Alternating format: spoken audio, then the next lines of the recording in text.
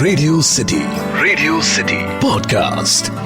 Radio city love shots on radio city 91.1 FM.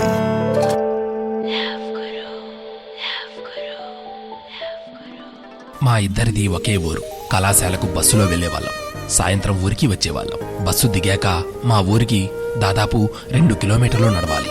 ఒకరోజు నేను నా స్నేహితులతో కలిసి షాపింగ్కి వెళ్ళి వచ్చేసరికి రాత్రి అయ్యింది. బస్సులో సీట్లు లేవు. అది మిస్ అయితే మరొక బస్సు లేదు. తప్పనిసరి పరిస్థితుల్లో నేను నా స్నేహితురాలు నిల్చున్నాం. మా ఊరి వాళ్ళు ఎవరైనా ఉన్నారేమో అని చూశాం. ఎవ్వరూ కనిపించలేదు. కొద్దిసేపటికి సీట్లోంచి లేచి కూర్చోండని నాకు నా స్నేహితురాలికి పిలుపు.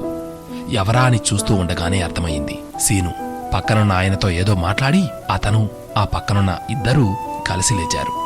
నేను కళ్ళతోనే థ్యాంక్స్ అన్నట్లు చూశాను. తనకు అర్థమైందనుకుంటా. పర్వాలేదు అన్నట్లు కళ్ళు సైగ చేశాడు. అరగంటకు మా ఊరి క్రాస్ వద్ద బస్సు ఆగింది. ముగ్గురం దిగాం. ఏం భయం లేదు, నాతో రండి అని ముందుకు కదిలాడు సీను. సీను వెనకాలే నడిచాం.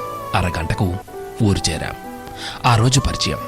తరువాత 2 నెలలకే సీనుతో చనువు పెరిగింది. ఒకరోజు మా ఊరికి నడిచి వెళ్లే దారిలోనే నాకు సీను ప్రపోజ్ చేశాడు. నన్ను 2 ఏళ్లుగా ప్రేమిస్తున్నానని చెప్పాడు. అలా 6 నెలలు రోజూ ప్రపోజ్ చేసేవాడు. తన మీద నాకున్న మంచి అభిప్రాయం అతన్ని అడ్డుకోనివ్వలేదు.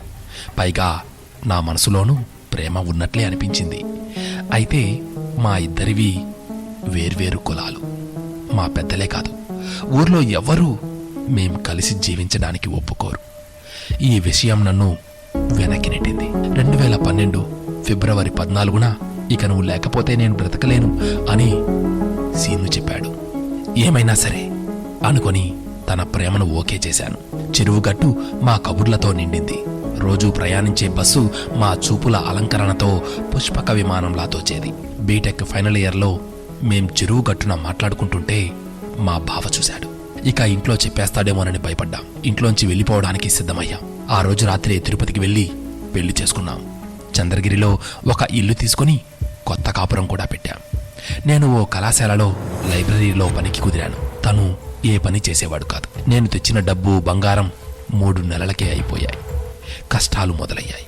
కంట్లో నీళ్లు రాకుండా చూసుకుంటానని చెప్పిన సీను అవే కళ్ళలో నీళ్లు తొడవడానికి ఇష్టపడటం లేదు. తాగుడు అలవాటు చేసుకున్నాడు.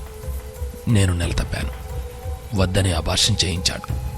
నా ఆరోగ్యం బాగాలేక నేను లైబ్రరీకి వెళ్ళలేదు. ఆ నెల జీతమూ రాలేదు. సీను, నువ్వు ఏదైనా పనిచేస్తే బాగుంటుంది అని చెప్పాను. నీ వల్లే నాకు ఈ గతి పట్టింది అని విసుక్కున్నాడు. రోజూ తాగడం, కొట్టడం ఇదే పనిగా పెట్టుకున్నాడు. నువ్వు లేకపోతే బ్రతకలేను అనేవాడు నువ్వుంటే బ్రతికే లేదు అన్నట్లు మారిపోయాడు. లైబ్రరీలోకి వేరే వాళ్ళను తీసుకోవడంతో నాకు ఆసరా పోయింది. ఎన్ని రోజులని అప్పులు, ఆకలితో అలాగే పడుకునేదాన్ని.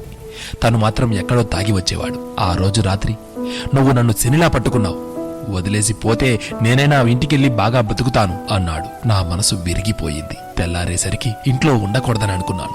హైదరాబాద్ వెళ్ళిపోయాను. అక్కడ ఓ స్నేహితురాలి సహాయంతో పనిచేసుకుంటూ బ్రతుకుతున్నాను. 6 నెలలు గడిచిపోయాయి. నా కోసం వెతుకుతాడేమో అనుకున్నాను.